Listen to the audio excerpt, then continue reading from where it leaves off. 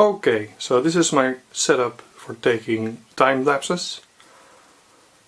As you could see in this time lapse that I'm going to show you now, I have already built a workbench on one side. This is the side that I'm going to place my bandsaw and a disc sander. As you can see, I'm screwing some beams to the wall and also placing some longer beams across those. Now I place a worktop on top of those, and there goes all my stuff. If you've watched my first video, you can see that I've placed some boards against the wall. Well, this allows me to simply screw some beams to the wall and rest the entire workbench on top of these.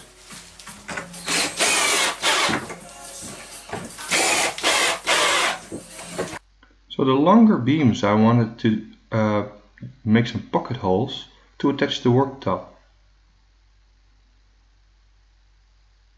Eventually I let this idea go because it would be simpler for me to just drill the screws through and through the worktop, because I'm covering it with a sheet of stainless steel afterwards. This is my attempt of making pocket holes. So this is exactly why I'm preparing these workbenches.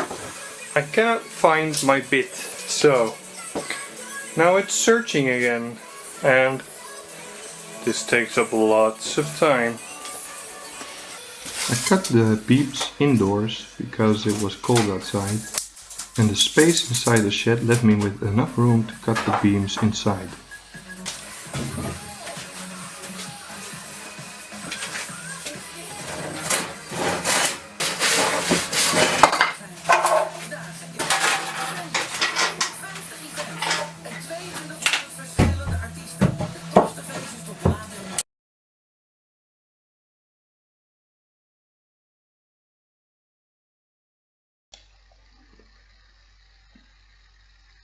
So here you can see me grabbing my plans. I've pre-drawn my workbenches in CAD, and now I'm adding legs to the workbench to allow room for the air compressor.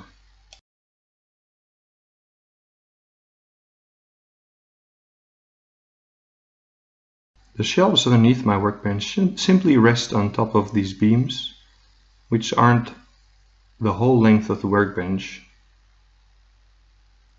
And I screwed them through and through to keep them in place.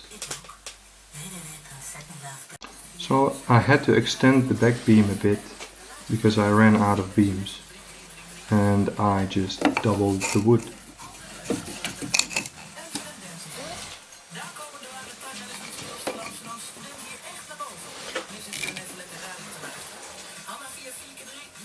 To support the workbench, I used thinner beams than for the shelving, so now I had to cut my beam to fit in the slot. I marked the beam and I climbed on top of my workmate to make the cut.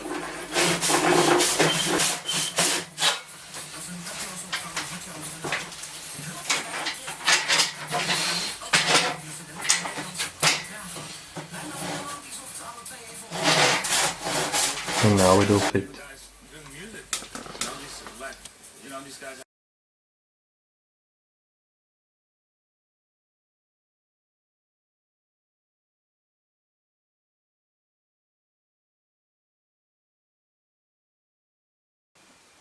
So, I have finished my workbench on one side and the machine workbench on the other side. So I found these fluorescent tubes, and I think they're going to work nicely. I'm going to clad this using a stainless steel sheet. As you can see, I have some space left, but as always, it'll fill up in no time. So now I'm going to attach some rails to the wall and use some brackets to fix the shelving that I want for above my workbench, because otherwise this would be lost space. So here are my rails, and here are the brackets I'm going to use.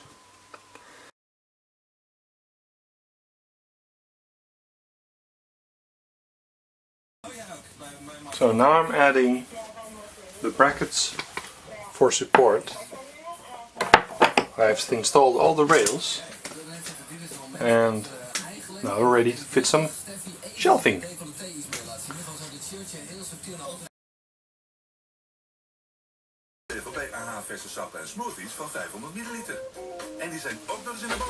So I decided to shorten all of these.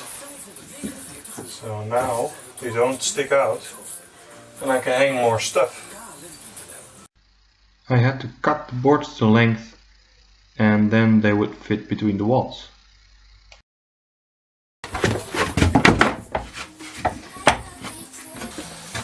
So I drilled a hole to secure the bracket in place, and on top of the shelf I screwed some blocks to the wall to stop it from cantilevering. I hope you enjoyed this video. This is the final result until now. I will add some more stuff later, but until then, thanks for watching. Goodbye.